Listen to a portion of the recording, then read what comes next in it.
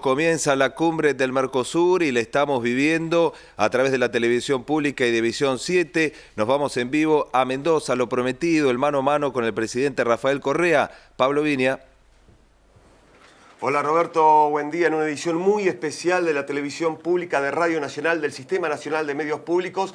Saludo al colega de Radio Nacional, Ernesto Espeche. Hola Ernesto, ¿cómo va? Hola Pablo, con muchísimo gusto estamos aquí para las 48 emisoras que Claro que componen sí. Radio Nacional, para todo el país, con una entrevista muy esperada por nosotros con el presidente Correa. Ya estamos saludando al presidente de Ecuador, entrevista exclusiva en directo para toda la Argentina. ¿Cómo le va, presidente Rafael Correa? Gracias por venir. No, gracias a ustedes por invitarme. Siempre contento de visitar Argentina. Me dicen que Mendoza es una ciudad muy hermosa, aunque sea, ojalá tenga tiempo de asomarme a la ventana de la habitación y verla. Primera vez en Mendoza. Sí, ayer vimos solo las luces, la tercera que ayer, hace un par de horas que llegamos, ¿no? Presidente, bueno, varios temas para conversar con usted. Uno de ellos, la situación crítica en el Paraguay. Preocupa y mucho lo sucedido nada más y nada menos que hace pocos días, una semana, el viernes pasado. El mundo se horrorizaba con lo que estaba pasando con Fernando Lugo, con esta destitución de un presidente elegido por el pueblo, con este golpe institucional al Paraguay. Sí, creíamos que eran épocas superadas en América Latina. Y estos grupos que no pueden vencer en las urnas y utilizan cualquier artimaña para continuar defendiendo sus privilegios, la situación social en Paraguay ha sido una de las más trágicas de toda nuestra América, concentración de tierra, etcétera, nos demuestran que siguen ahí conspirando.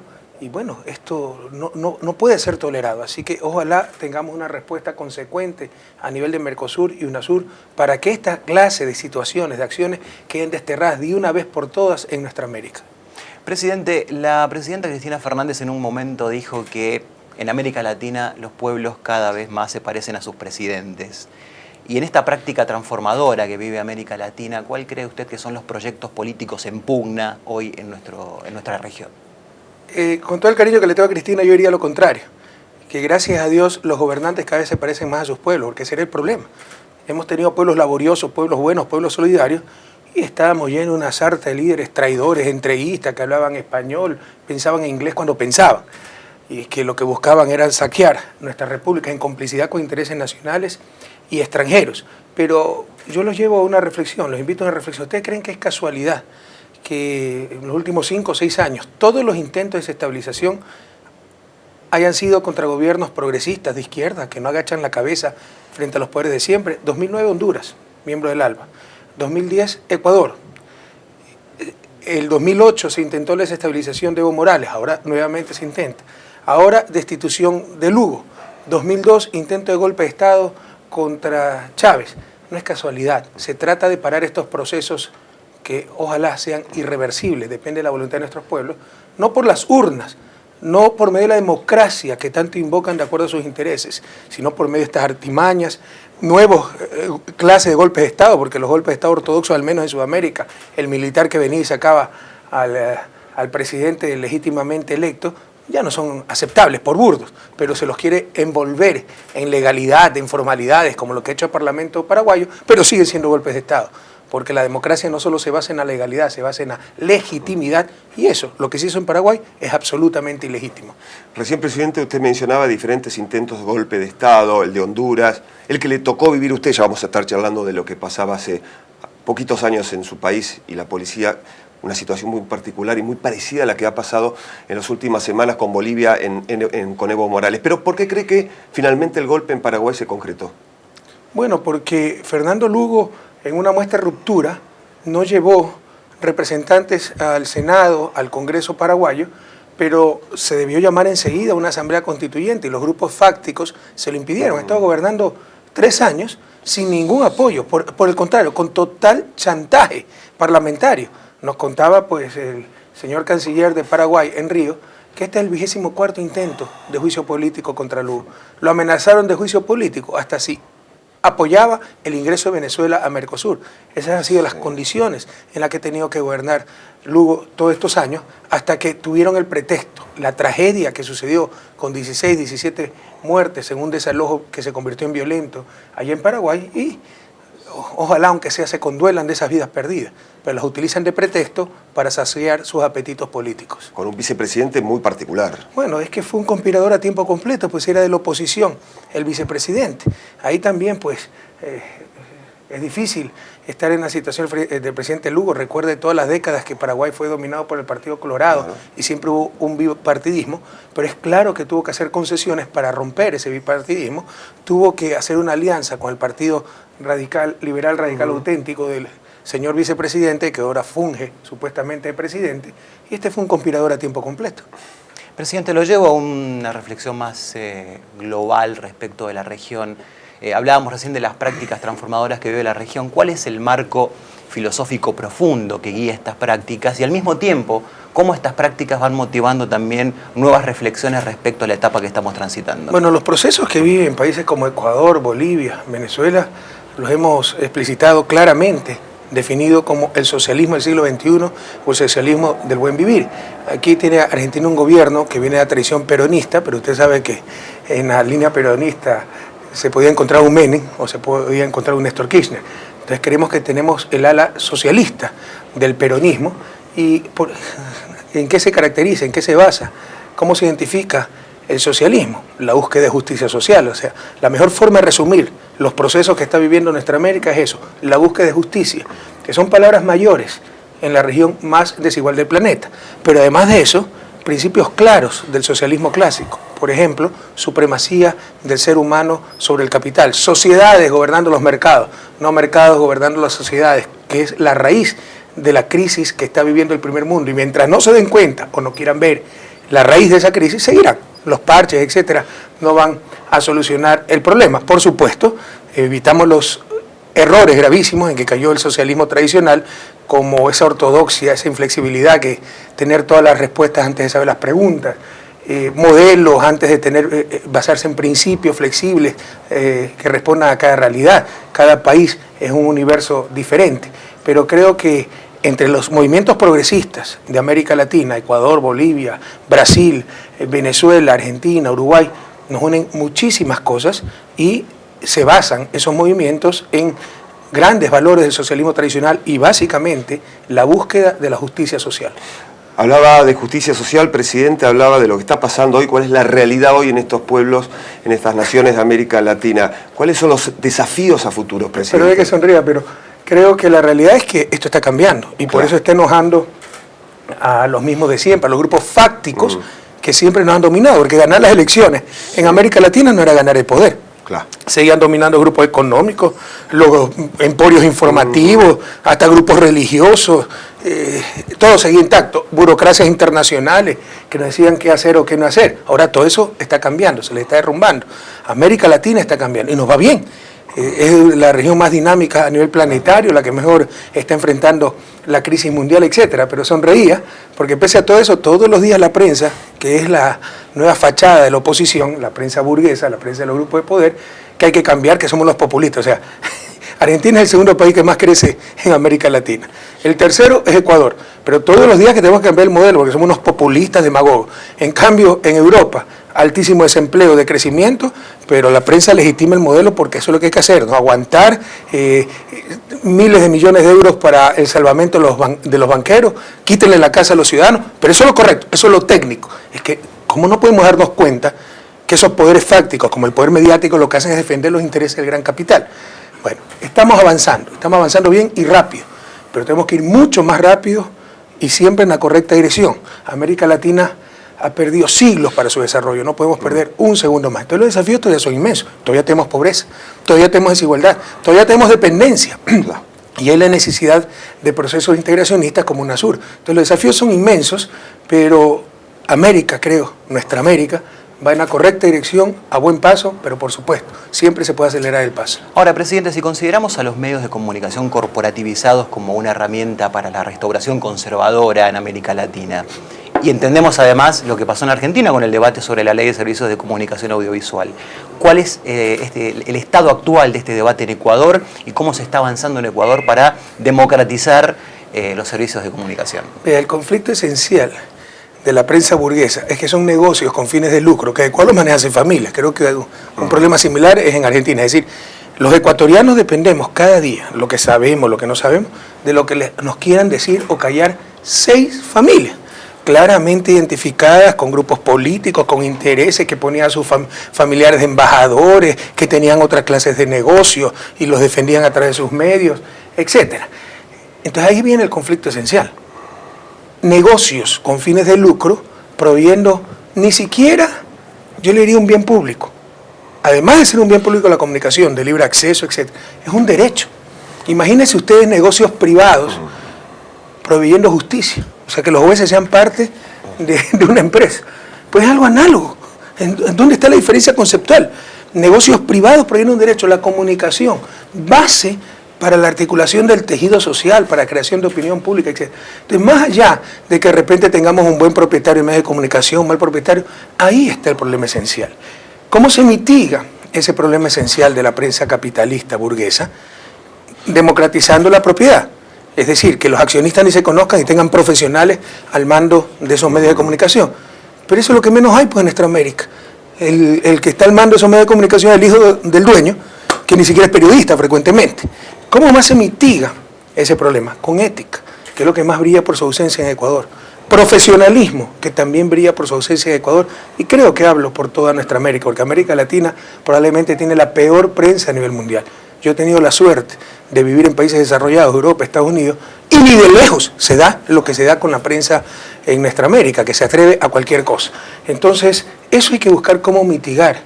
Además de buscar mayor diversificación en la clase de propiedad comunitaria, propiedad pública, los medios de comunicación, además de buscar la democratización de los propios medios privados, tener importantes, fuertes leyes de comunicación que permitan absolutamente la libertad de expresión, pero con responsabilidad. Pues. Libertad sin responsabilidad ulterior es libertinaje, es abuso, es anarquía, y eso es lo que buscan los medios de comunicación para seguir haciendo lo que les dé la gana. Entonces se trata de, como sociedades, a través de su representación institucionalizada, que es el Estado, emitir leyes de comunicación que pongan claros estándares y límites a esa comunicación, a esa libertad de expresión, los límites que establecen los tratados internacionales, la honra y derecho y prestigio, la honra y reputación de las personas, seguridad nacional, ¿no?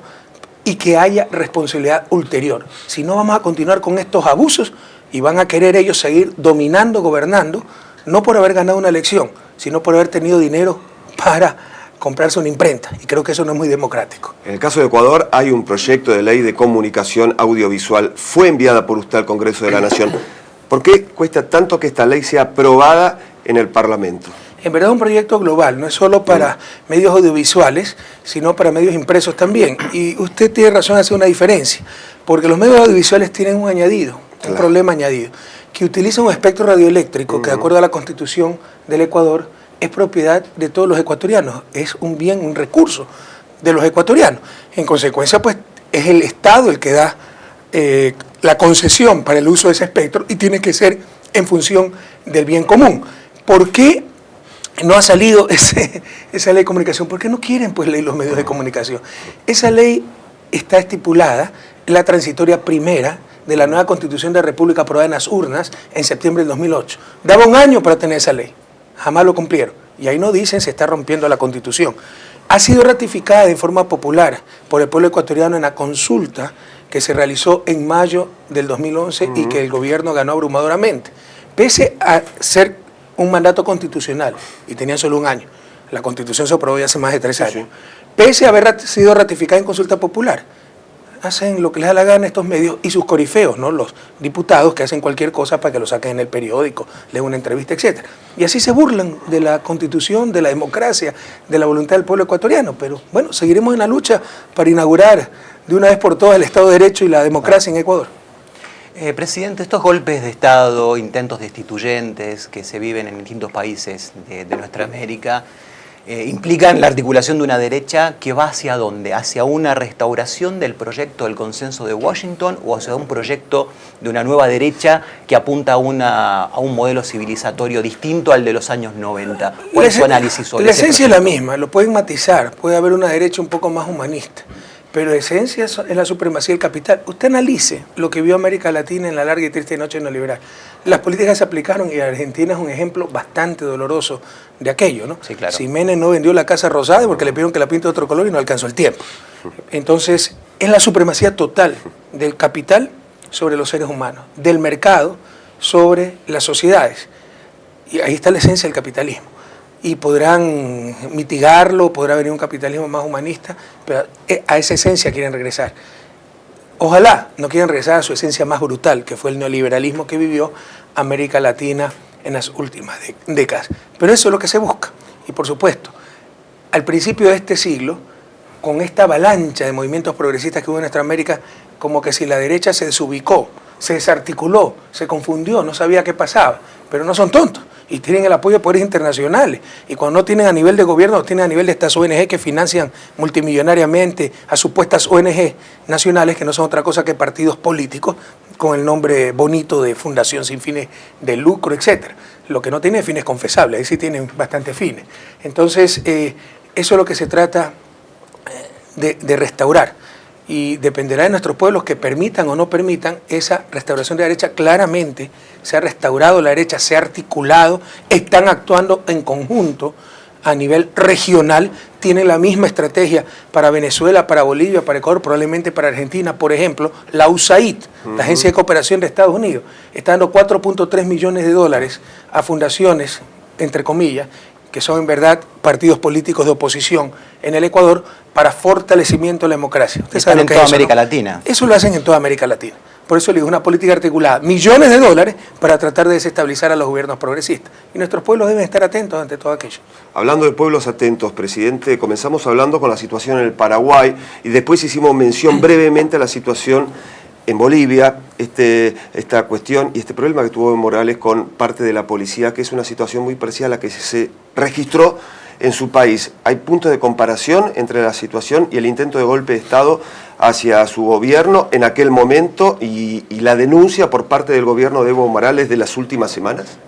Por supuesto que hay puntos en común. No conozco en detalle, y ya vendrán las investigaciones, de todo lo que pasó en Bolivia con la insubordinación policial, pero en sociología política latinoamericana, ya la sublevación de una fuerza armada, solo aquello ya es desestabilización. Entonces ya es un punto en común. En Ecuador todo esto fue inducido precisamente por la prensa. Se discutió una ley tremendamente beneficiosa para todo el sector público, quería ordenar el sector público, que era un desastre, sobre todo salarios, categorías, etcétera.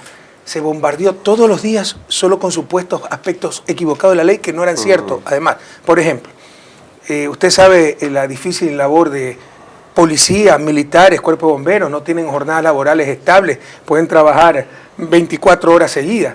Para compensar aquello, ¿qué es lo que hacían? Se daban condecoraciones con remuneración, con dinero.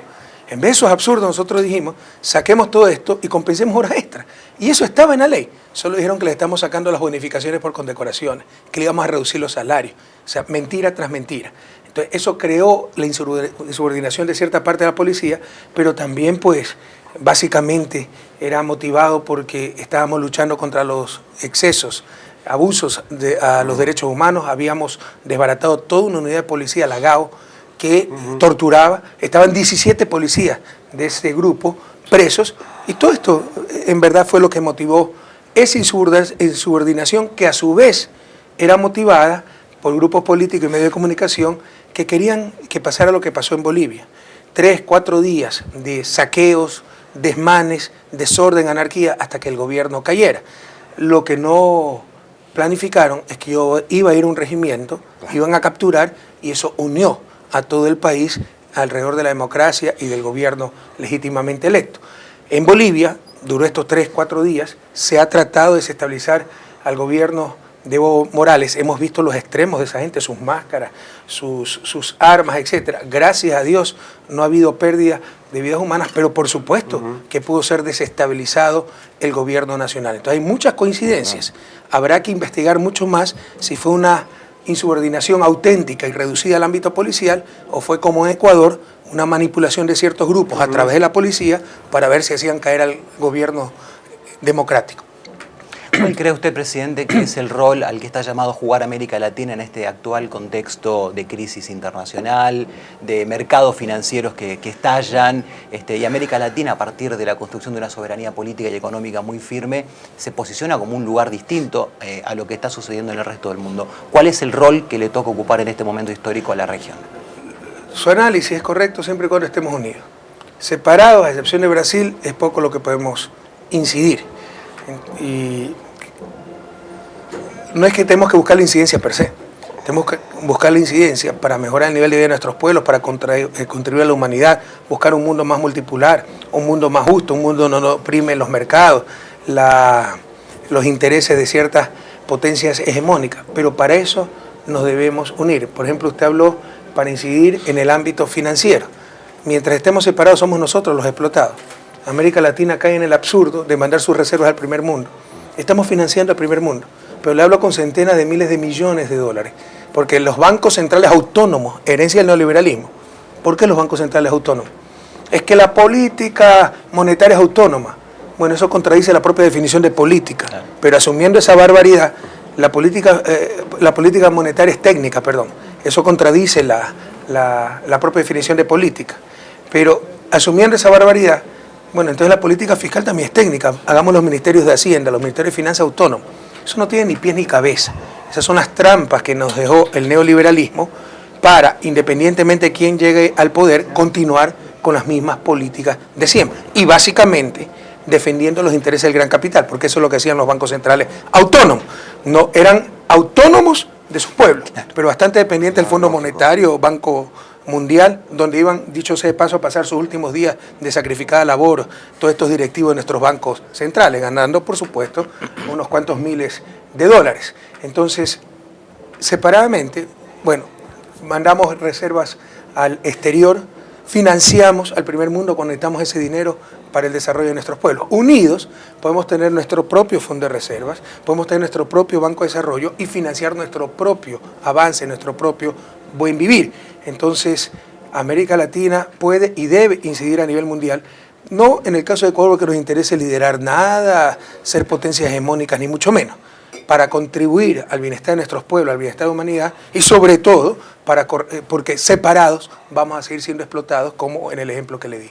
¿Por qué Europa llega a esta crisis, presidente? ¿Por qué la debacle en Grecia? ¿Por qué la situación complicada de falta de trabajo, de una economía que está desvaneciendo en España? Solo dos ejemplos de los tantos que hay. Es que le puedo elaborar muchísimo, usted sabe que esa es mi área, sí, la por eso economía, se lo pregunto. En aspectos técnicos, pero vamos al aspecto de fondo. El aspecto de fondo es una crisis del sistema, que no se va a arreglar con más de lo mismo, sino cambiando el sistema. ¿Y dónde está la raíz del problema? La absoluta supremacía del capital, y básicamente el capital financiero, sobre los seres humanos. Analice, eso es lo que pasó en América Latina y eso es lo que ha pasado en el mundo entero.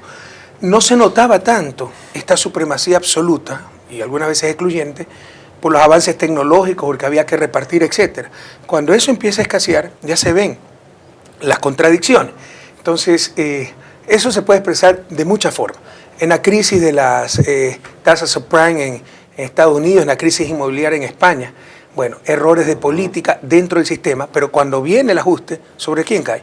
¿Sobre los bancos o sobre los ciudadanos? Mire lo que está pasando en España.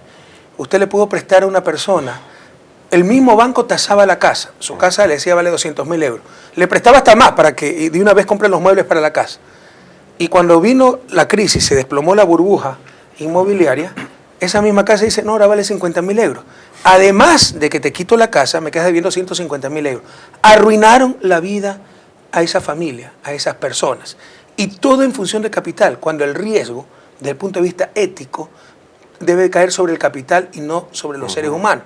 La hipoteca debería extinguir la deuda. Acá no solo que no la extingue, te revalúo la casa, ahora vale la cuarta parte de tu casa y me quedas debiendo el resto. Te quedaste sin casa, perdiste todas las cuotas de tu crédito y encima te quedas endeudado. Están destrozando vidas, están destrozando familias, porque todo es en función del capital. Los ajustes de Grecia, ¿usted cree que es para beneficio del pueblo griego? Los miles de millones que da el Fondo Monetario, pues si no lo sabemos de memoria, esto en Argentina, en Ecuador, en América Latina. Te doy plata, pero con todos estos ajustes para que no puedas utilizar nada. Lo que hacen es licuar la plata. Por un lado dan plata para tener, los billetes no están marcados, fondos para pagarle a los bancos franceses y a los alemanes a los cuales les debe Grecia. Entonces todo es en función del capital. Esta es la base del problema. La supremacía del capital sobre los seres humanos, la supremacía del mercado sobre las sociedades, mercados dominando a las sociedades y no sociedades dominando los mercados. Ahora hay aspectos técnicos, ¿no? ¿Cuánto quisieran, para salir de su crisis, los países europeos tener moneda propia? Porque es un poderoso instrumento. Argentina también lo sabe muy bien. Argentina conservó moneda propia, pero con un tipo de cambio fijo extremo, la convertibilidad. Entonces es como que si no tuviera moneda, porque lo importante es el tipo de cambio, poder variar ese tipo de cambio, sobre todo real, como instrumento de política. Ecuador está en una peor situación. No solo que no tenemos moneda nacional, tenemos una moneda extranjera. Cambia, varía el tipo de cambio, pero en función de los desequilibrios de Estados Unidos, no nuestro desequilibrio. Entonces es una economía bastante vulnerable. Bueno, no tiene esa moneda España, Grecia, para poder salir de la crisis. Tenemos un banco central cuyo objetivo es solo mantener estabilidad. ¿Por qué? Si lo técnico es debilitar un poco el euro y promover el crecimiento. Esa moneda, ¿no? La moneda alemana también conocida como euro. ¿Por qué el objetivo solo de estabilidad y un euro fuerte? Porque esto crea un poquito de inflación si se debilita el euro. Pero la inflación, usted puede, una inflación anticipada, pequeña, puede ser inocua. Que caen los salarios reales. Bueno, le incrementa el salario y compensa. ¿Cuál es el único costo de la inflación que no se puede evitar? Lo que se llama el impuesto inflacionario. Que si usted tiene 100 euros en el bolsillo, y por decirle algo, el kilo de papas vale 1 euro, tiene 100 kilos de papas en el bolsillo. Si ahora el kilo de papas vale 1,10, las cuentas no son exactas, ¿verdad? Solo tiene 99, por decirle, sería 90 kilos de papas, 90 y un poquito kilos de papas en el bolsillo. Perdió 10 kilos de papas. Eso es lo que se llama el impuesto inflacionario. Si usted tiene solo 100 euros y pierde 10 kilos de papa, no es mucho. Si tiene 100.000 millones de euros, es un problema. ¿Quiénes son los que tienen grandes cantidades de activos líquidos? Los bancos. Toda esa política está nuevamente en función del capital financiero, de los intereses financieros. Entonces, que quede desempleada la gente, que entre en la pobreza, que quiera en la economía, pero que no pierda el sector financiero. Toda esa política sigue en función del gran capital. Y mientras no cambie eso, seguirá la crisis. Presidente, la tradición del pensamiento popular latinoamericano reconoció 3 modos de opresión para nuestros pueblos. Una opresión social, que tiene que ver con una cuestión de clase, una opresión que tiene que ver con lo étnico-cultural, y una opresión nacional, si entendemos a la nación como la patria grande, que tiene que ver con un sometimiento fundamentalmente geopolítico, digamos. En esta actual etapa inédita para la unidad latinoamericana, ¿cómo venimos superando esos modos de opresión y cuáles son los desafíos para seguir avanzando? Bueno, es una de las cosas que más molesta a los imperios, ¿no? Y a las élites incondicionales, esos imperios, que América Latina ha levantado su cabeza, que estamos superando el neocolonialismo, aunque lo hay todavía. El GAFI, este Grupo de Acción Financiera, nos acaba de volver a poner en la lista negra. ¿Quién a ellos los designó árbitros del bien y del mal? Y si son árbitros del bien y del mal, ¿por qué no condenan pues a los paraísos fiscales del Caribe, que son parte del Commonwealth, su jefe de Estado es la reina Isabel? ¿Por qué no condenan pues a Nevada, Las Vegas, donde claramente hay lavado de activos? Porque es otra forma de neocolonialismo, presionar a los gobiernos que les cae mal. Los controles en Ecuador son muy superiores a muchos países que ni siquiera son mencionados por el GAFI, pero a estos países pequeños, con gobiernos progresistas, que no se someten a los que persiguen esta clase de agrupaciones, como muchos otros, ¿no? Ciertos medios de comunicación internacional de derecho. O sea, usted escucha en Ecuador está repleta las cárceles de periodistas, no hay derecho a la libertad de expresión. Todos los días nos sacan que no hay libertad de expresión. No sé cómo pueden sacar todos los días que no hay libertad de expresión si es que no lo hubiera, ¿no? Claro. Pero bueno, esa es la propaganda que tenemos que enfrentar día a día. ¿Por qué? Porque hemos alzado la cabeza. Porque si ahora Estados Unidos nos hace un informe sobre derechos humanos de Ecuador, nosotros hacemos un informe sobre derechos humanos de Estados Unidos, sobre Guantánamo, la pena de muerte por delitos políticos, la ausencia de debido proceso en el caso de 5 presos cubanos, etc. Y eso significa perder poder. Entonces, creemos que América Latina está levantando la cabeza, pero nuevamente, separados somos muy vulnerables, unidos somos una fuerza que nada podrá detener. Por eso la importancia de procesos integracionistas como UNASUR. Presidente, recién decía, América Latina está levantando la cabeza, y en este proceso de América Latina, en este momento tan especial de América Latina, ¿cuál es el rol hoy de los jóvenes? ¿De qué manera están acompañando o cómo deberían acompañar este proceso? Fundamental, pues, querido joven. ustedes son el presente y el futuro. Y ahí del día, como decía un escritor ecuatoriano, en que los jóvenes no hagan temblar al mundo y se sometan ante el tirano. Y aunque estamos en democracia, en nuestros países todavía hay tiranías, ¿no? Tiranía de los grupos de poder, la tiranía de la pobreza, de la ignorancia, etc. Entonces los jóvenes la fuerza más espontánea y más eficiente para organizarse. Tienen que organizarse. Aquí hay procesos con una gran legitimidad política, un gran apoyo popular, pero a los cuales, por ejemplo, en el caso ecuatoriano, todavía les falta mucha capacidad de movilización, de organización, claro. Y en consecuencia somos vulnerables a grupos minoritarios, pero adecuadamente financiados, organizados, etc. Tienen que organizarse, tienen que concientizarse, tienen que politizarse, en el buen sentido de la palabra. Otra de las herencias neoliberales fue la satanización de la política, cuando la política es la forma racional en que la sociedad toma sus decisiones. Y precisamente por satanizar la política, hicimos la peor de las políticas, que es defender el status quo. Otra cosa es la política electoral, métanse o no a partidos políticos, a ser candidatos o no. Rechacen la politiquería, estos que quieren contentar a todo el mundo, la demagogia. Pero todos debemos ser políticos, en el sentido etimológico de la palabra. Polis, ciudad, ética, reglas que rigen la ciudad, preocuparnos del bien común. La política como la forma, insisto, racional en que la sociedad toma sus decisiones. Precisamente, insisto, por haber renunciado a la política, hicimos la peor de las políticas, es decir, defender el status quo. Y se reemplazó a esos hacedores de política con visiones integrales por estas ONGs, por ciertos grupos, incluso extranjeros, que empezaron a hacer política pública del sector privado. Ese fue el análogo del neoliberalismo en la cuestión política. En el sector privado, la política económica la hacían burocracias internacionales y el propio mercado, no se necesitaba Estado. Algo similar ocurrió y sigue ocurriendo en el ámbito político. Política pública, no, si los políticos todos son corruptos, el Estado no sirve para nada, que nos la dé haciendo la Comisión Interamericana de Derechos Humanos, el think tank ni sé cuánto en Washington y las ONG a nivel nacional. Y lo que estamos haciendo es desertando de nuestro deber de tomar decisiones racionalmente. Eso es la política. Bueno, justamente quienes en los años 90 participamos en política, nos involucramos con la cuestión colectiva, lo hicimos desde la cultura de la resistencia.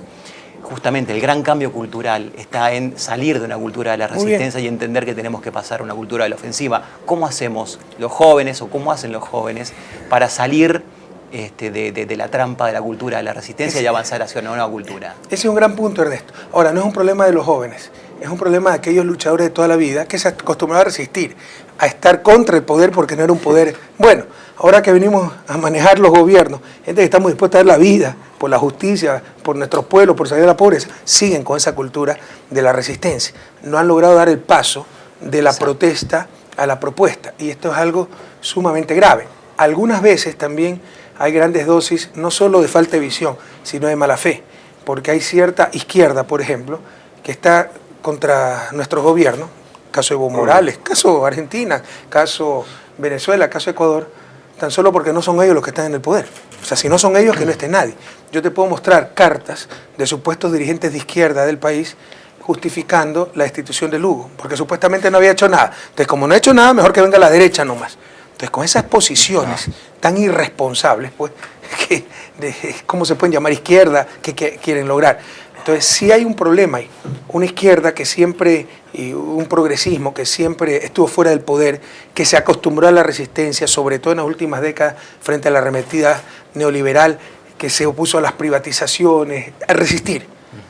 Pero llegaron gobiernos progresistas que precisamente actúan en función del discurso que ellos mantuvieron y siguen resistiendo, entre comillas. Producto de esa resistencia llegaron los gobiernos progresistas. En gran parte, por esa lucha acumulada. Y no cambian esa actitud. Y tal vez es la oposición más peligrosa para nuestros gobiernos, porque hablan nuestro mismo lenguaje, usan nuestra misma vestimenta, nuestros mismos colores, nuestros mismos emblemas, pero se oponen a estos gobiernos, y no sé si aquí en Argentina sucede como Ecuador, en la asamblea votan con toda la derecha. O sea, nos acusan, por ejemplo, de no ser de izquierda, y para oponerse a esa traición de las izquierdas del gobierno, entonces pactan con la derecha en la asamblea. ¿Quién entiende esas cosas? Presidente Rafael Correa, ha sido un gusto dialogar con usted. Gracias por esta entrevista exclusiva. La hemos seguido con mucha atención. Ha sido un placer compartir esta entrevista con Ernesto. Gracias. Es un honor, realmente un honor, porque Totalmente. estamos ante una figura de una envergadura intelectual y política No, gracias a descollante. ustedes, Muchísimas Le queremos gracias. agradecer, Somos siempre presidente, servidores por de esta nuestra entrevista gente. exclusiva. No Muy somos- gentil, ¿eh? Y ojalá que los jóvenes vengan pronto y nos saquen por inútiles y yo tome la posta, ¿no? Pero sin dar un solo paso atrás, compañero. Ya Ni un estamos paso esperando atrás. la reunión de la UNASUR, ¿eh? Hay mucha expectativa puesta en ese encuentro. Ojalá estemos a la altura de las circunstancias. Gracias, y presidente. no doremos la píldora, no nos andemos con eufemismo Claro. y sepamos llamar a las cosas por su nombre. El presidente Rafael Correa en esta entrevista exclusiva para la televisión pública, para la Radio Nacional, para el Sistema Nacional de Medios Públicos. Gracias, Ernesto. Bueno, gracias Pablo, para las 48 emisoras Claro de todo que el sí. país, para la TV pública, el sistema de medios públicos, Radio y Televisión Argentina, Sociedad del Estado, ha tenido en exclusiva una entrevista maravillosa que hemos podido disfrutar. Volvemos a Buenos Aires desde la provincia de Mendoza para todo el país en esta reunión del Mercosur y luego el encuentro de presidentes de la UNASUR. Seguiremos informando minuto a minuto, por supuesto, a través de Visión 7. Ustedes. Mano a mano con el presidente Rafael Correa, con claras definiciones y anticipando un poco hacia dónde irá y cuáles serán los temas que van a ocupar la cumbre del Mercosur, que en aproximadamente una hora comenzará en la provincia de Mendoza con las deliberaciones de los presidentes. Recuerden, vamos a estar a lo largo de todo este viernes acercándole todas las alternativas de esta cumbre en Visión 7 en la televisión pública, y recuerden también será uno de los temas centrales para Visión 7 Internacional mañana sábado en horario especial a las 5 de la tarde. Sigan ahora en la televisión pública, volvemos en cualquier momento.